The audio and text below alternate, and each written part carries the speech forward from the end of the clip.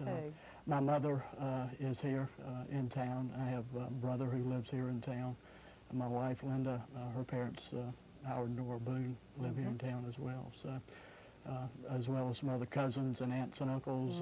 So this is home.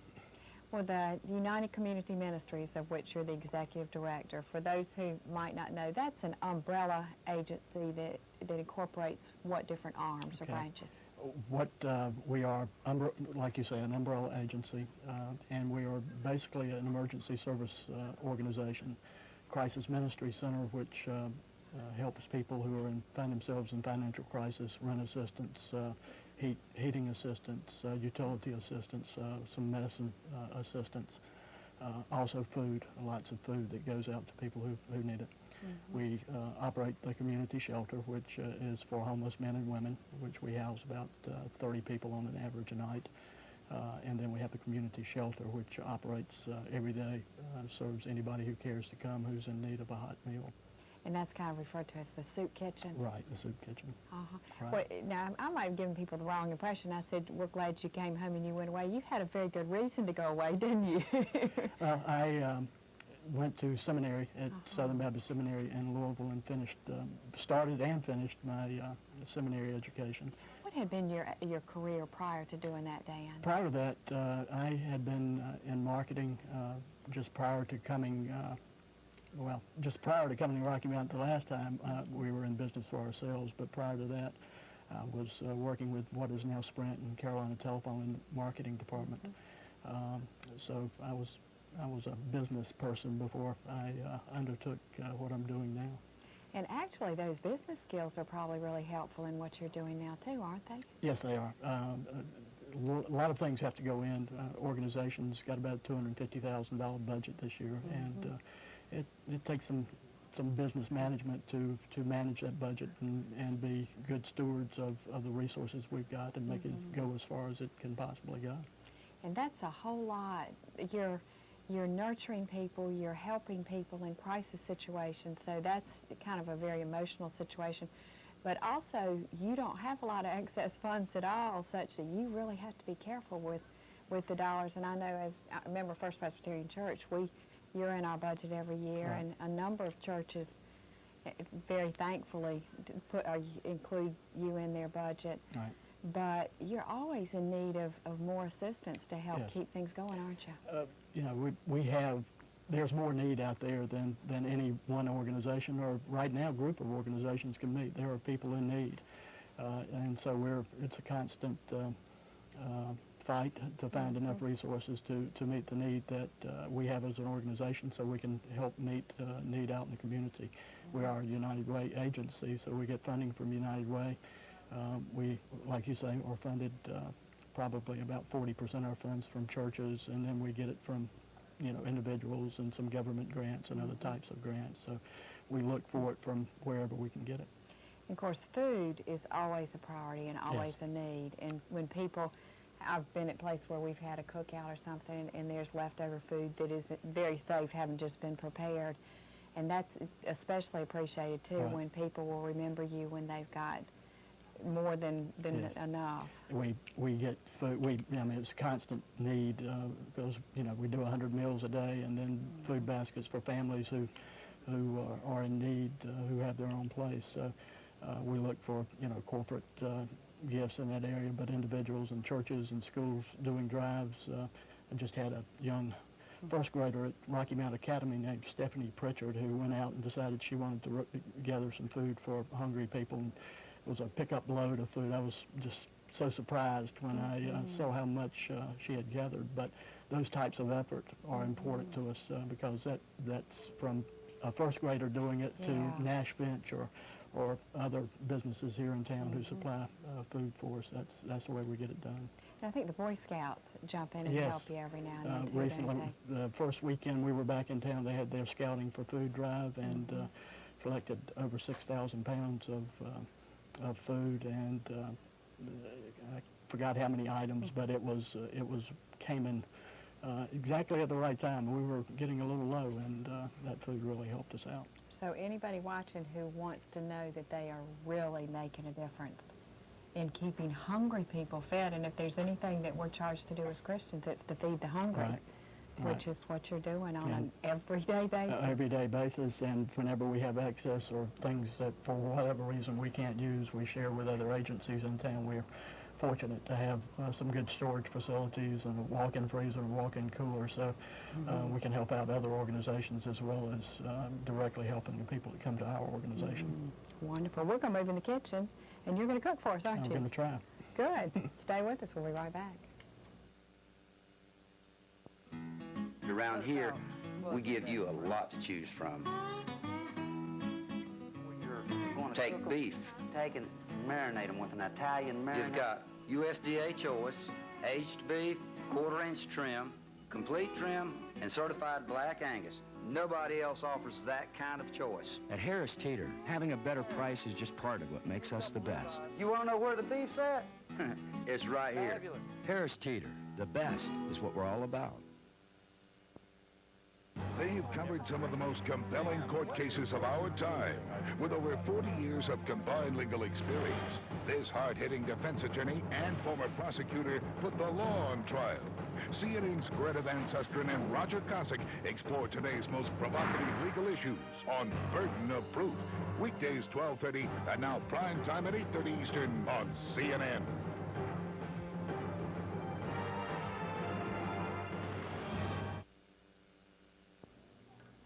Thank you for staying with us. We have Dan Davis, who is the Executive Director of United Community Ministries with us. And Dan, you're going to make chili. Right. Kind of comfort food, right? Comfort food. My mother's recipe from when I was a child, and I've kind of taken and made some changes to it, and I don't know if I spiced it up or made it better or made it worse. I'm not sure, but anyway. Well, if you're happy with it, then we're happy with it. Will you read us the ingredients? Yes. Start with 3 pounds of ground meat, 1 bell pepper, green bell pepper, 3 medium onions, 28-ounce ketchup, 1/3 cup of molasses, 1/3 cup of mustard, and then chili powder, salt, pepper, crushed red pepper to taste. Mm-hmm. And the ground meat, what do you normally use for your ground meat? I'd go about half hamburger and half ground turkey meat. Just I like the taste of it. It's also a little bit lower fat, so it helps when you like the taste of it. Yeah, it sure, and I do too. I think, of course, North Carolina is one of the top poultry states. Right. So now you getting ready. This has already been cooked. Right, this has already been cooked. What I normally do is add the other ingredients Okay, let me move this back out of the way. to the pan, and this is probably about I guess about a 4-quart pan or something like that, and just add the bell peppers, which are chopped up, and the onions also chopped up, and just on kind of medium-low heat, start to let those simmer just a little bit. And I don't have my spatula with me. I think we can you use this? Yes, we can. Okay. And so just let those So you're going to basically kind of soften them? soften them a little bit and start cooking them just a little bit. Do you end up personally doing some of the cooking at the community shelter? When I was here before, I did, and will do some more because I enjoy doing that, meeting people. I haven't done any recently because I've been so tied up trying to take care of some other things. But we will be in the kitchen some, and we'll be looking for volunteers who are interested in coming and cooking with us in the kitchen as well. Of course, I'm sure you would prefer to have people call and say, I'm available or I'd like to Yes. come, because if people just show up, it would seem like it'd be a little bit harder to organize. What we're looking for is for groups or individuals who could sign up, once a month, once every quarter, or something like that. And what we're attempting to do would be fill up every day that we serve with a group, churches, civic groups, individuals, families, school kids. So anybody who has an interest can give us a call at the shelter, and we'll be glad to work with them at the time they can come in. And I have to say, as a mother of several children, they tend to get caught up in their schoolwork and their athletics and their various things. And to hear that there are people in need and hear that there are people at the United Community Ministries is one thing, but to go and experience it firsthand makes it real. Yes, it does, and it's critical that we have people coming in to understand that we're dealing with real people, not stereotypes. Everybody's an individual. Everybody has their own unique set of problems that they're trying to deal with, and the only way people can understand that is come meet people face to face. So it's important from the standpoint of the people we work with, but it's also important from the standpoint of the community to understand some problems and issues that we can't work with at the shelter that have to be addressed from the standpoint of the community. What can the community, all the community, do to address some of the issues we're dealing with? And they're every bit as much a part of our community as we are. Yes, they are. And what I tell people, and I'm going to be adding ketchup here. 28 ounces. 28 ounces, quite a bit of ketchup. But, the whole thing. the whole thing. Just put the whole thing in there. And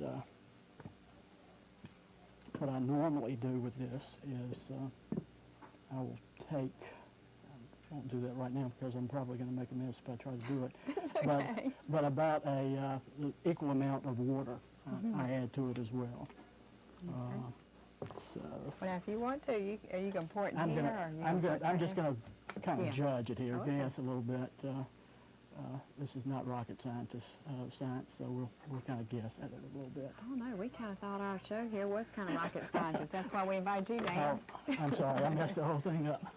So We just have fun and share good recipes. so the ketchup just goes right in and added to the onions, which have been onions and peppers which have been in there for a little while. Then we will. Some season? We're going to go with the molasses here. About a third cup of molasses, and this kind of adds a little bit of sweetener to it. Of course, the ketchup is somewhat sweet itself, but this makes it a little sweet as well. Kind of a hot, sweet mixture here. I like molasses. Yeah, I like the flavor that adds. This is one of my additions to it that my mother didn't do. Do you cook at home? I haven't cooked a whole lot since we've been here, but yes, I like to cook, but sometimes it's just easier to go somewhere else. But when I get the time, I do like to cook. So. Well, I'm sure your wife is very pleased, like you mentioned earlier, that with relatives here to come back to the Rocky Mount area. Yes, she is excited. We had left and been gone for about 15 years when we were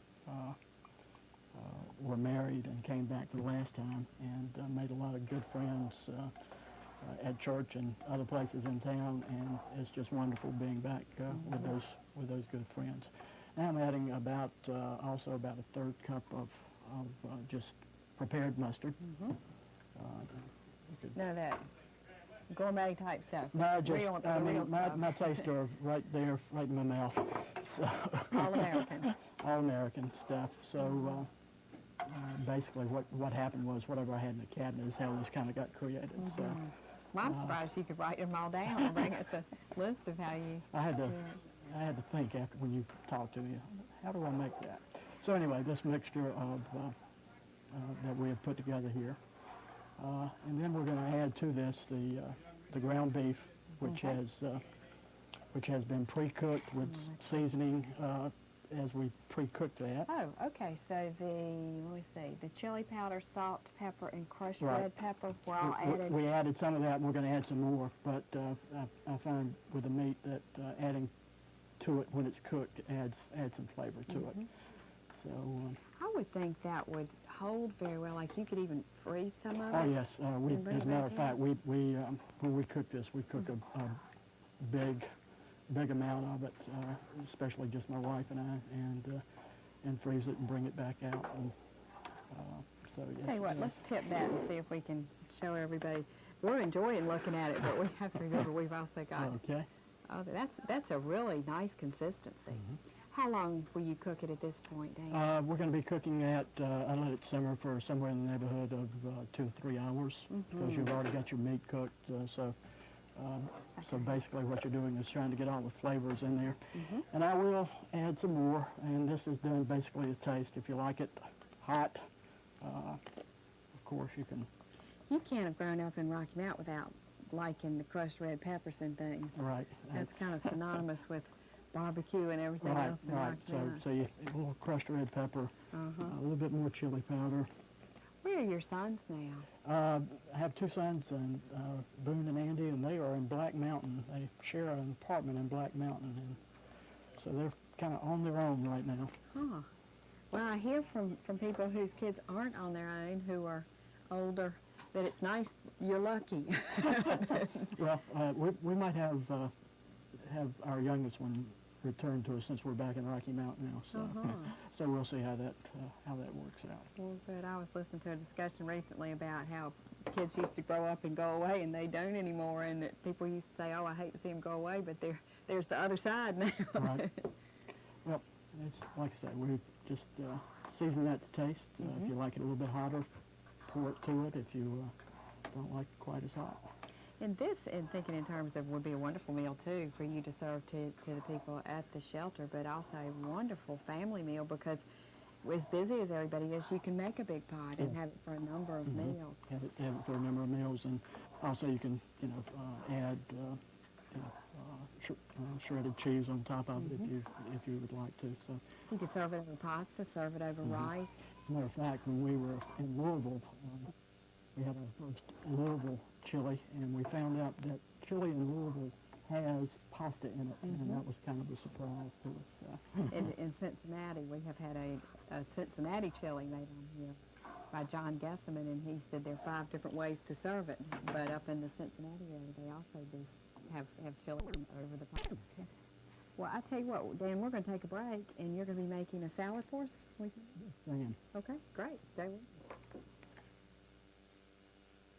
They've covered some of the most compelling court cases of our time. With over 40 years of combined legal experience, this hard-hitting defense attorney and former prosecutor put the law on trial. Theoden's Greta Van Susteren and Roger Cossack explore today's most provocative legal issues on Burden of Proof. Weekdays 12:30 and now prime time at 8:30 Eastern on CNN.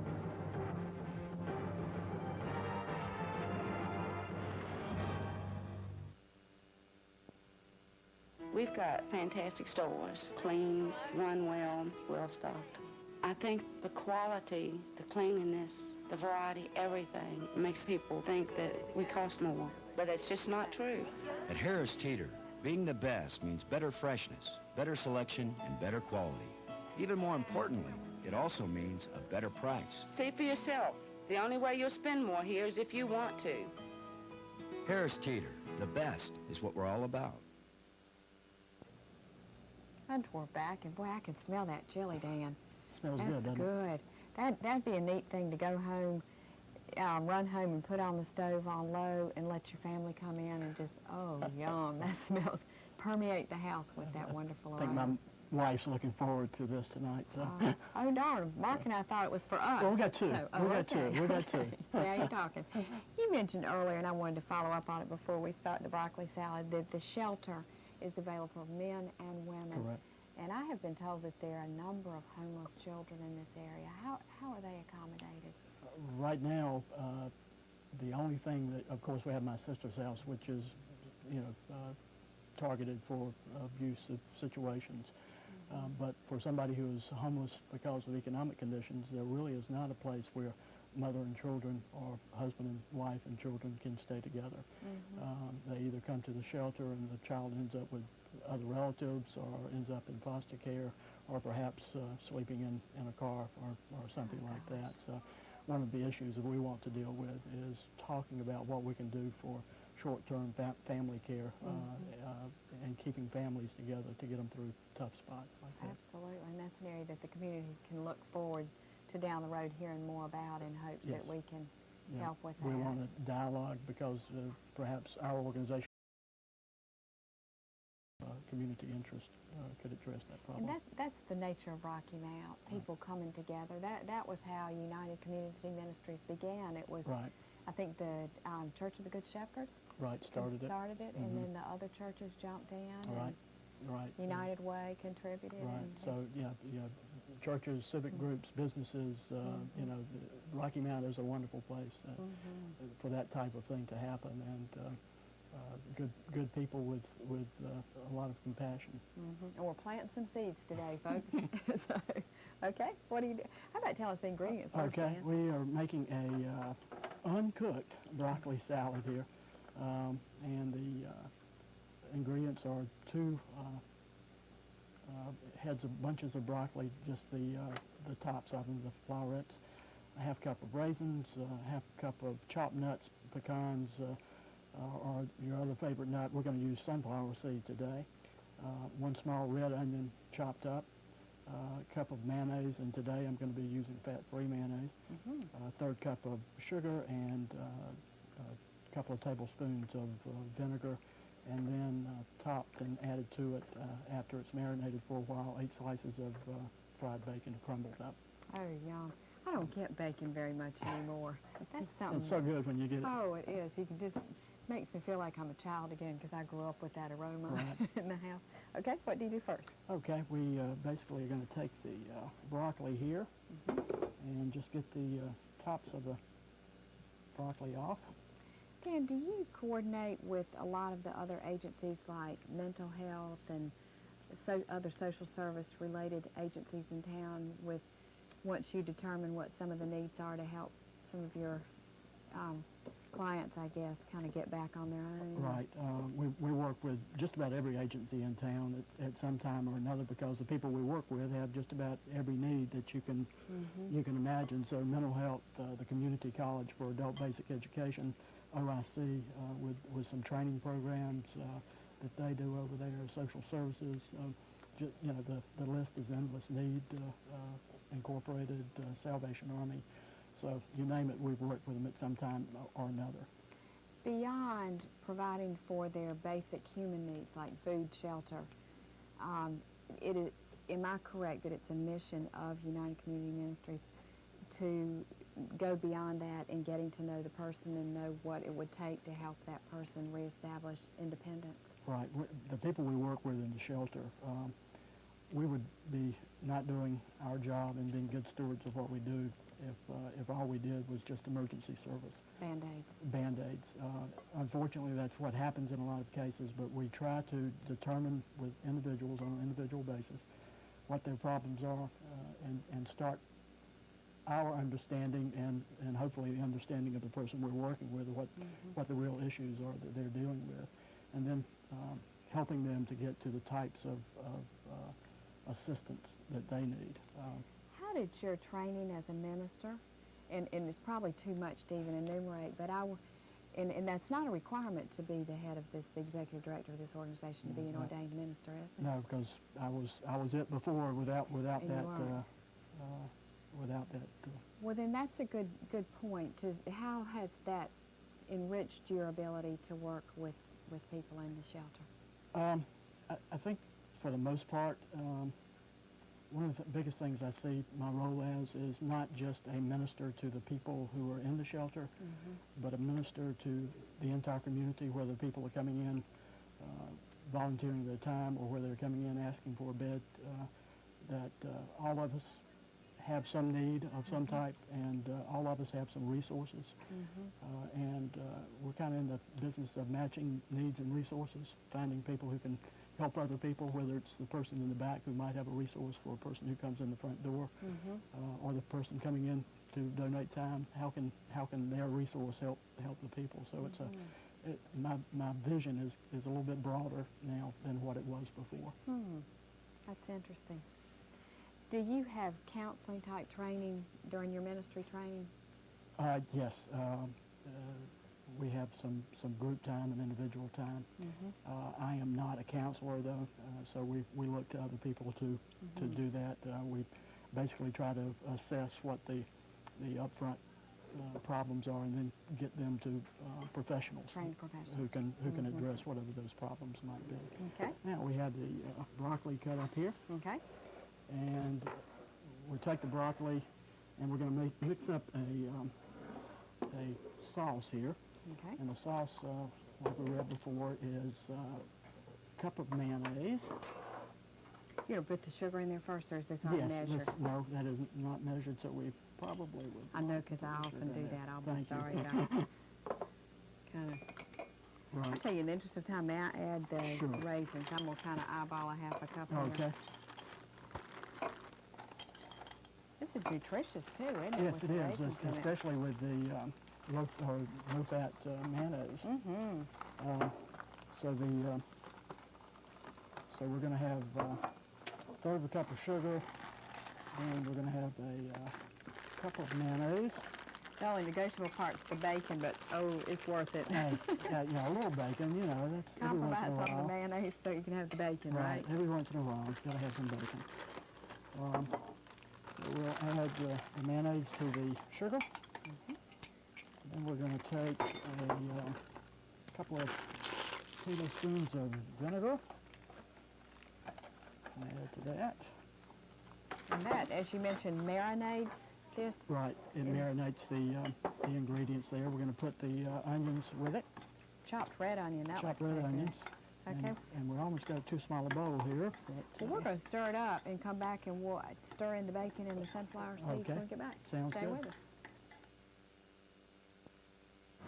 The most important thing is that you've got to make sure you've got a quality product before you even try to sell it. There have been times when the produce that comes in will meet USDA standards, but it won't meet Harris Teeter standards. Basically, you've got to tell the driver, look, nothing personal. Would you like some coffee before you go? At Harris Teeter, higher standards are just part of what makes us the best. You either care about what you're selling or you don't. Harris Teeter, the best is what we're all about. With today's hectic lifestyles, we may not be getting enough vital nutrients. That's why all 3 Almand's locations offer a new nutrition center stocked with all the vitamins, herbal remedies, supplements, and homeopathic treatments we need for good health, now at Almand's Drug. Almand's Drug's home care medical supply carries a complete line of products featuring the most up-to-date inventory of medical supplies and equipment.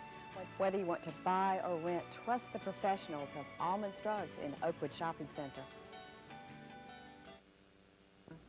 Dan, how long do you need to let it marinate? we marinate this 2 to 3 hours to let the mixture get in there good, and then we take the crumbled up bacon and just kind of put it on top like this, and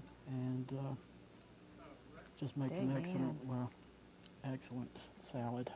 And if you eat it leftover, the bacon probably isn't quite as crumbly, but just as good. Right, just as good. We do eat it as a leftover, so don't worry about the bacon. It might not be quite as crunchy, but just as good. And the chili just cooked down to be beautiful texture. And you can tell that you've drained all the grease off, and it's just a good, wonderful And once texture. again, you can add some shredded cheese to that, and if you'd like, and it makes a wonderful warm meal for a cold evening.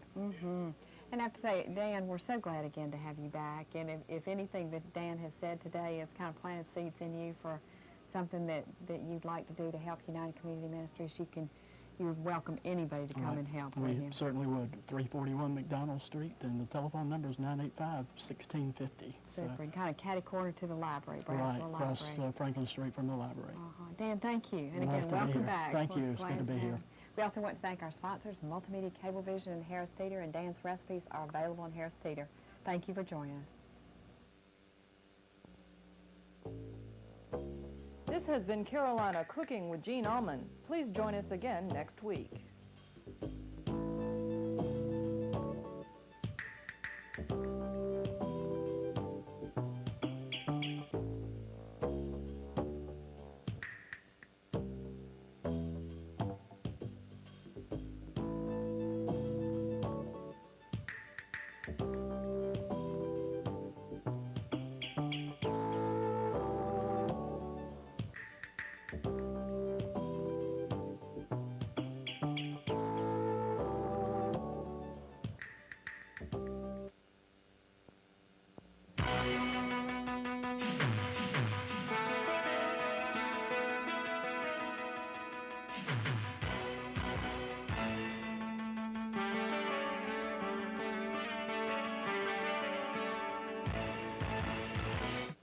Welcome to another edition of Business Rocky Mount. My guest today is Mark Cake, partner of Basically Golf. Mark, welcome to Business Rocky Mount. Thank you. Thought it'd be interesting as we get into the springtime and everybody's ready to hit the golf course. Let's talk a little bit about golf. Okay. Tell us a little bit about Mark. native Norfolk, Virginia. How does Norfolk, Virginia get to Rocky Mount, North Carolina? Well, I left Norfolk after high school and went to East Carolina, and eventually ended up marrying a girl from Rocky Mount, and she brought me home with her.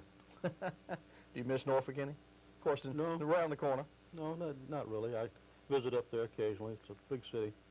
We recently took our son to the Nautilus Maritime Museum, an excellent exhibit on the Titanic currently showing. They've done a great job with the waterfront.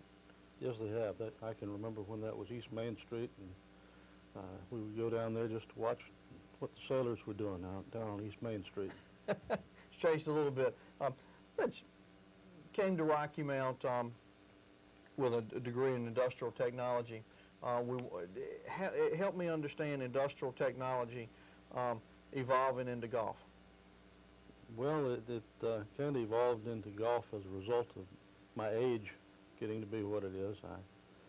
I came to Rocky Mount and worked with Industrial Electric, heading up their wholesale electrical supply house. I left that and went with Morrison Knudsen, Power Systems Division, and did several different jobs through there, including marketing manager and operations manager. Then I went out on my own into the general contracting business and electrical contracting business, and did that up until,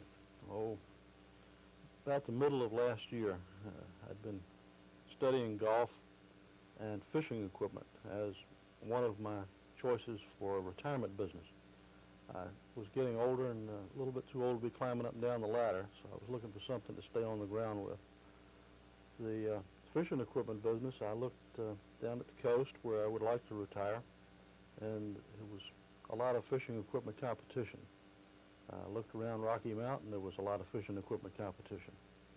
So I looked into golf a little more seriously, and I found no off-course golf shop in the Rocky Mount area, anywhere east of Raleigh, as a matter of fact. So I spent some more time studying the golf industry, and eventually got together with Ed Aston, who's my partner in basically golf, and we decided to open up a golf shop. I'm curious, in looking at the fishing industry, how much of that is mail order, or is it still pretty much retail? Well, it's just like everything else. Mail order takes its part, but the biggest thing that mail order does is it kind of sets the price of what you're going to pay for things. So you've got many, many fishing outlets. You've got Walmart and Kmart, and then you've got your fishing equipment places around here, and all of them have to compete with the mail order business also. Same with golf. Yeah, I suspect that's a little different. I mean, later in the segment, we're going to talk about custom fitting and exactly what is a custom fit. But you don't fit fishing poles to people and tackle boxes to people. That's more of a generic item, correct? Well, it depends on the type of fishing. You know, if you're talking about fly fishing, Fenwick makes some really nice fly rods. Fenwick makes some really nice golf club shafts also. So you're talking about some of the same industry when you're talking about graphite shafts for fishing rods and graphite shafts for fishing equipment and golf clubs. They both custom fit to a golfer or a particular fisherman's needs. You do much fishing personally? Not enough. I'm looking forward to doing more of it.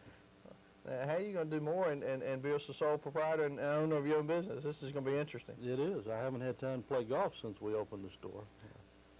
Let's talk a little bit about basically golf. Where are you located? We're on Wesleyan Boulevard, 411 Wesleyan Boulevard. That's south of Terrytown Mall, just after you cross the railroad tracks, and Maple Creek. We're on the left side, beside Steve's Bicycle Shop. He's the landmark out there in the shopping center. Did a lot of research in looking at the golfing industry versus the fishing industry. What is going on in the golfing industry? Is it exploding? You certainly read a lot about in some of the foreign countries what's going on there relative to the development of golf courses and so forth. What do you actually see happening in the United States? Well, the golf industry has, over the years, been more or less stagnant. There have been almost as many people coming into it as there were going out of it. But recently with the baby boomers coming of age and having more leisure time and too old to do more active sports, the industry is starting to pick up again with the increase of the older population. Also, Tiger Woods, with his influx of the young kids into it, we're starting to see a lot more of them that are interested in the game. So we think it's going to be a big industry, a growing industry. You mentioned a trademark. I call it a trademark. Were you surprised to see $40 million thrown? I would rephrase it, thrown at Tiger Woods, but that's a mighty big sum. What are your thoughts? Well, it's a large sum, but if you look at what the sporting people are getting these days for playing basketball and football and tennis and anything else, and you take a commodity like Tiger Woods, when he comes out and puts himself on the block, it's up for the highest bidder. And Nike, which we have the Nike line in our store, Nike was the high bidder, and from what I understand, they were going to get him at whatever cost because they wanted a presence in golf. They have a high presence in every other sport, but they were not known to be a leader in the golf industry. They want to correct that. What is Nike doing now in the golf industry? Exactly what is their product line? Well, primarily it's apparel. Now, in the future, whether or not they're going to add any hardware, I have not heard anything about it. But the hats, the shoes, everything in the apparel line, shirts, shorts, socks, everything with a swoosh on it. Whose apparel line seems to be the most popular right now? Well, with us, it's Nike. That is our number one apparel line. We're just recently starting to look at other apparel lines. With being a new business in the Rocky Mountain area in golf, it was very difficult for Ed and I to decide what to carry in the way of certain lines. And apparel was one of the most unknown lines that we had to pick from. We knew golf clubs, but we didn't know whether men were going to come in to buy golf shirts or women would come in to buy golf shirts for them or for the men. So we just put in at the beginning a small selection of everything to see what was going to happen. And it appears that that our clients are name brand driven. It needs to have a name brand label on it. We just added Titleist shirts, and they seem to be going well. Mark, we appreciate it. We want to hope that you'll stay with us on this edition of Business Rocky Mount. My guest is Mark Cake, partner in Basically Golf. Please stay with us on this edition of Business Rocky Mount.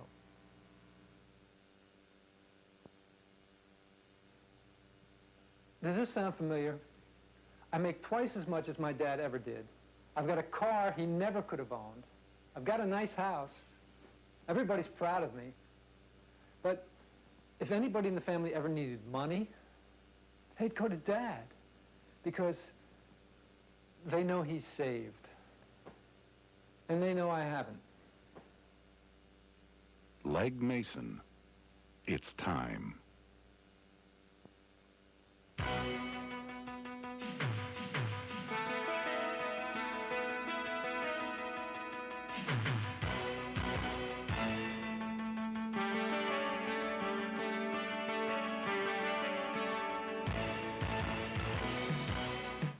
Thank you for staying with us on Business Rocky Mount.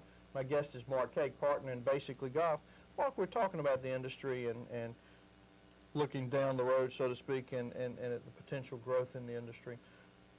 One of the areas I know that you have focused on in Basically Golf is trying to help promote, encourage the junior golfer, if you would, to get into the game, be comfortable in the game.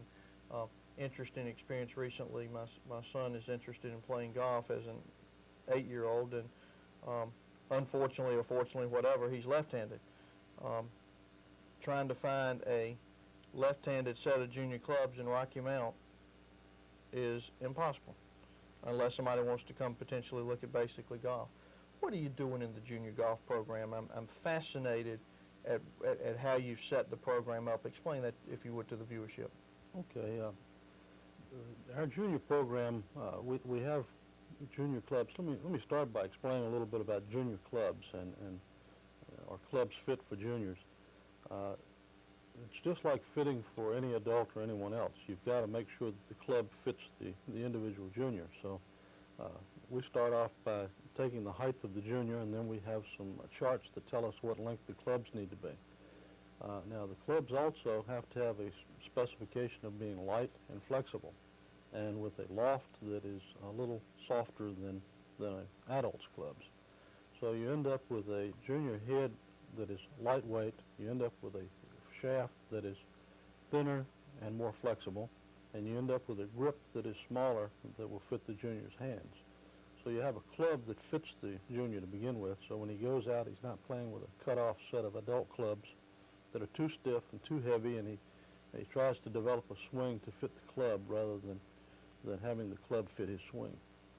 So with that said, what we do is we price our clubs as inexpensive as possible. For example, an iron is $15, a wood is $20. And generally they come in 3, 5, 7, 9 in pitch and wedge for the irons, 1 and a 3 wood in the woods, and of course a putter. We have the small bags that go with them and all of that. What we do is we furnish the set of clubs to the junior for that price, and then once a year we recommend that the junior be brought to the store. We remeasure him, and the club should be re-gripped once a year. And so for the price of the grip, which is $4, we take the grip off, we remeasure the kid, and we extend the clubs and put a new grip on it, and he's off for another year of play.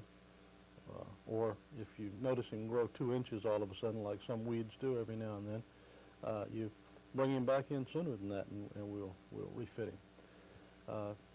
At the end of the usefulness of the junior club, and he's ready to move on to an adult set, you bring the clubs back in, and we give you 50% of the price that you paid for the clubs back towards the purchase price of another set of clubs. We're doing this to promote junior golf from both levels. We want to get these used clubs back in the store for some kids that can't afford a brand new set of clubs. We want to make sure that eventually we're going to have a supply of used clubs that we can sell at 50% of what the new ones sell for, to get those back out and keep them in circulation. We got this idea from a junior program down in South Carolina that another golf maker that's an acquaintance of mine, he started the same type of program, and it worked very well, worked so well that I think it's a rock group called Hootie and the Blowfish. They put up a substantial sum of money to move his shop out to a par 3 golf course, and to promote junior golf, he's having afternoon lessons along with this club program. Well, I'm tickled to death with it. Certainly from a standpoint of a parent trying to find a junior set of left-handed clubs, it's an excellent solution to a problem. Local retailer in town told me they had them, and I questioned them immensely, and it turned out they didn't have them to begin with. We talk about one of the major benefits of your business is also going to be a set of custom fitted clubs. Exactly what is involved in a custom fit? Well, custom fit, it's like a suit or anything else. You can go to some of the stores and pick one off the rack and put it on, and sometimes it fits, but most of the time it has to be altered.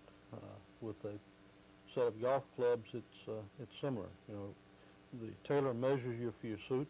If you come in for golf clubs, we measure you for your golf clubs. The measurements are different. For example, we have a Sportec swing analyzer, which I tell my customers it's going to tell you everything you didn't want to know about your golf swing. When we put you in the machine, you can't fool the machine. It's going to tell you if you slice the ball or if you hook the ball. It's going to tell you how fast you swing or how slow you swing.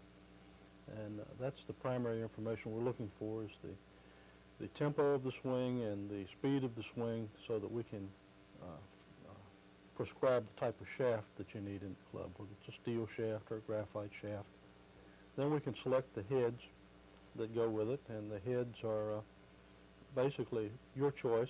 You have to select the head that you're comfortable with, that you like. We put it together with the shaft. We measure the grip size that you require. We put the grip on. And then the last thing we do is we go through a dynamic swing analysis where we check the lie of the club and make sure that when you swing the club and hit the ball, the lie is just right so the ball will go straight. So those are basically the steps we go through on fitting someone for a set of clubs. You have been to the Goldsmiths Club Making and Fitting School in Austin, Texas. Tell us a little bit about that school. What is the school? What are the benefits of the school? What does that help you do in working with your clients? Mm-hmm. Well, it's Goldsmith. What do I call it? You call it Goldsmith. Goldsmith, my mistake. But you know, like a lot of people say, call me anything, just call me. So I think Goldsmith or Golfsmith will work. But Golfsmith is one of the leaders in club fitting and component manufacturing. They're in Austin, Texas. And the school is a 6-day school where you go down and they teach you all about all of the components that make up the club. They show you step by step through their factory with their craftsmen that have been doing it for years exactly how to put a club together. There are a lot of things that these craftsmen know that isn't printed in a book. You can buy a tool, but you need a craftsman to show you how to use the tool. And one of the first days that we were there, one of the craftsmen said, Golfsmith sells a lot of equipment and a lot of tools. If you don't see us use one, you don't need to buy it. And they showed us that. In refinishing clubs, there was a fellow that had been refinishing wooden clubs for like 20 years. And after he showed me one day how to refinish clubs, at the end of the day I realized I don't know how to refinish clubs. I need to package it up and send it to him, and he'll refinish it for me. So we don't do any refinishing of wooden clubs. You have to be a real craftsman and do it every day to do that sort of thing. Going back to a custom fit. What can a custom fit club run? Custom fit club can run actually more than an off-the-shelf Proline club, depending on the components you select. You can get a graphite shaft that costs $100 for one shaft. You can select a titanium head that costs, $150. So, by the time you put them all together, you very well could have a more expensive set than is sitting on the rack. The difference is they are custom made for you. And we're not talking about knockoffs. Now, the knockoff clubs are the counterfeit clubs that came out. The king snakes and the crown snakes and the big brothers, the ones that are modeling the cobras and the Callaways. Mark, we appreciate it. I hope that you'll stay with us. Mark Cake, partner of Basically Golf. Please stay with us on this edition of Business Rocky Mount. Basically Golf is now open, featuring the largest inventory of golf equipment in eastern North Carolina. The staff members love to golf, so they understand the game and the people who play it. Take advantage of their professional club making and repair services, and find the club that's right for you at their customized hitting area. Fill all your equipment needs with names like Big Bertha, Cobra, Tommy Armour, and Harvey Pennick. Plus, a huge selection of Nike apparel and other brand names. Whether you're a beginner or a pro, you've got to experience Basically Golf. 411 South Wesleyan Boulevard, Rocky Mount.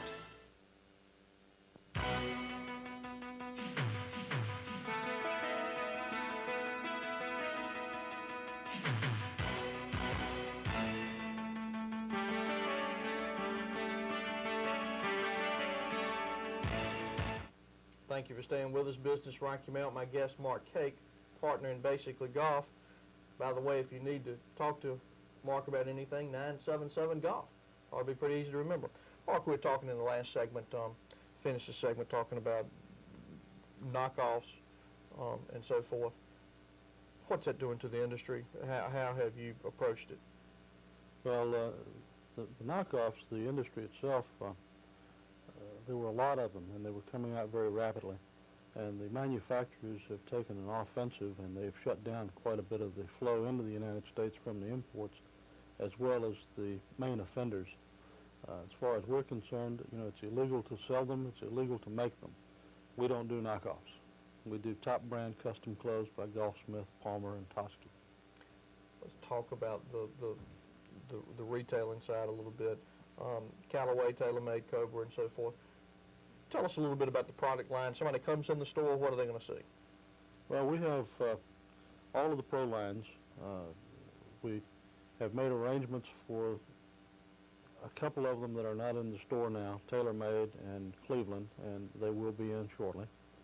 The rest of the lines are there. We have TaylorMade, we have Cobra, we have Tommy Armour, we have Ram, Hogan, all of the brands of hardware are there. All of the golf balls are there, with the exception of Titleist. We're still having a little difficulty securing the Titleist line, but we think that we might have them in the future. The apparel lines that we have, I mentioned before, primarily is Nike. We also have Forrester, which is a brand name of outerwear, rain suits, Gore-Tex rain suits, things like that. We are talking with several of the other companies right now. I don't want to mention who they are yet, but several of the other big name apparel lines, and we hope to have those soon. Accessories, we've got everything that is imaginable that you would want to play golf with, to practice with. We have putters. Yesterday I counted we have probably 150 putters in the store. We have a inside putting green with 2 holes on it for you to practice the putter and pick out the one that you want. Shoes, we're carrying several lines of shoes. We also are carrying ladies' shoes, and it's the ladies' shoes that we carry are by Lady Fairway, and they only make ladies' shoes. It's not a small man's shoe. It's a lady's shoe. Gloves, just everything. Basically, we're a golf store. I understand that. Basically golf. Right. 977 Golf. Mm-hmm. In looking at the product line, you recently visited Orlando and were telling me prior to the show just how tremendous the display was. Tell us a little bit about the PGA show in Florida. Well, it was really overwhelming. It was it's kind of like someone that had never seen the ocean before, and you take them out on the end of a pier and they open their eyes and they don't see anything but water, and they say it's not as big as I thought it was going to be. Well, that was the way we were with the PGA show, only it was bigger than we thought it was going to be.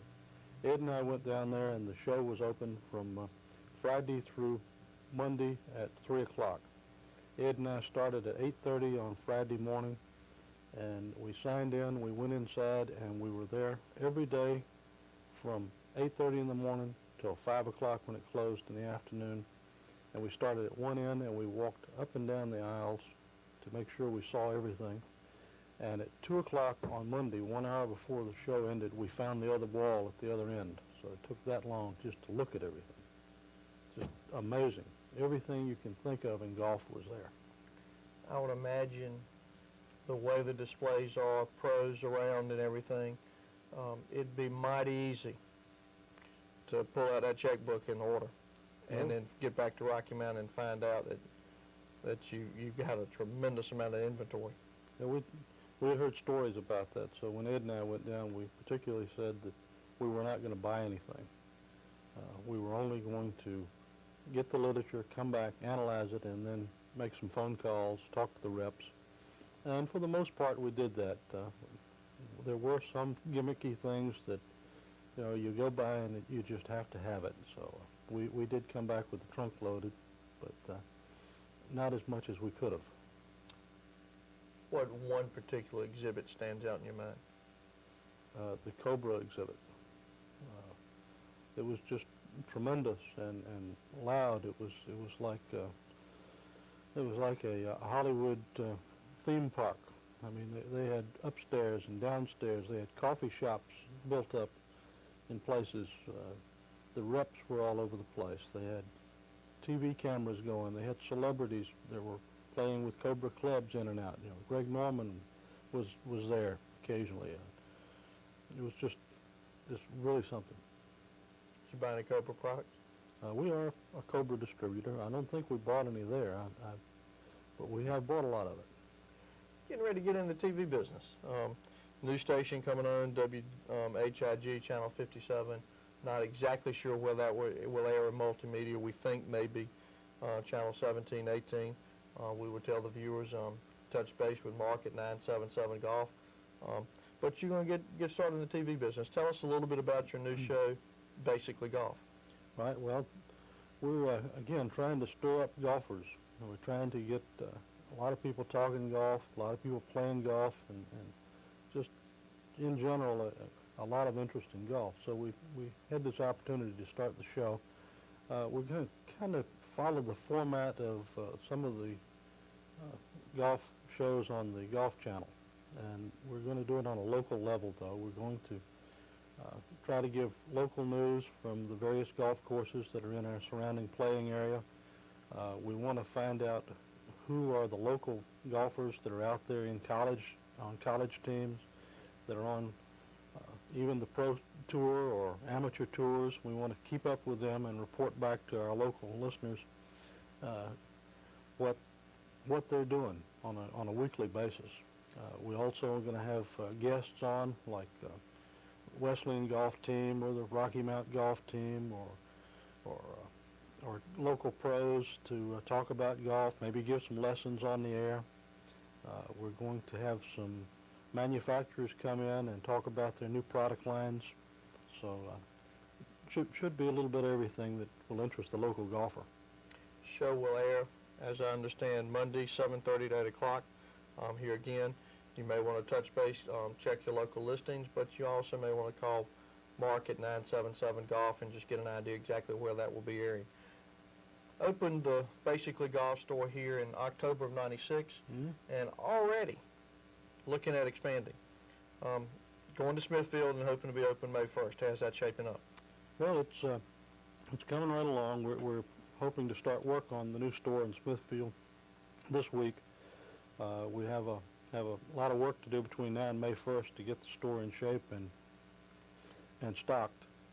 But it's going to be interesting. What we found, the reason we opened the store down there, we found that although Rocky Mount is a great area and has a lot of great golfers in it, we don't believe it's going to be able to provide the volume of business that we need in order to offer the prices that the golfer wants to pay here. So we're looking forward to the store in Smithfield adding the extra volume to our overall store so that we can offer the prices both in Smithfield and here that the customers want. Mark, we appreciate it. Thank you for joining us on Business Rocky Mount. My guest has been Mark Cake, Basically Golf. Please visit with him on Wesleyan Boulevard as the summertime strikes and springtime is here and you're looking to visit the golf course, visit Basically Golf. Mark, appreciate it. Thank you for joining us on Business Rocky Mount. Thank you.